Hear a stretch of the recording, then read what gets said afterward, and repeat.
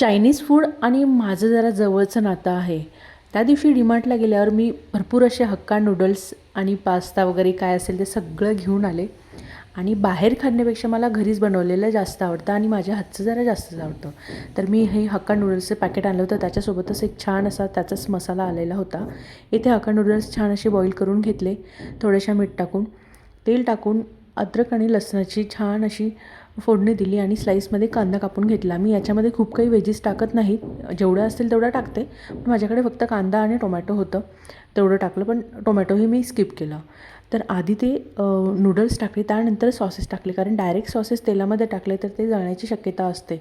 म्हणून मी आधी नूडल्स टाकले आणि सगळे सॉसेस एकत्र टाकून मस्त जो मसाला त्याच्यासोबत आलेला होता तो त्याच्यावर स्प्रिंकल केला आणि माझे छान असे नूडल्स तयार आहेत. मला खूप जास्त आवडतात हे आणि मला बाहेरच्या ठेल्यापेक्षा खरं तर माझ्या हातचे बनवलेले जास्त आवडतात. तर एकदम इझी रेसिपी होती आणि मी तुमच्यासोबत ती शेअर केली आणि माझ्या ज्या क्रेविंग्स होत्या ना त्या खरंच खूप छान अशा तृप्त झालेल्या होत्या. चला भेटूया नेक्स्ट व्लॉगमध्ये.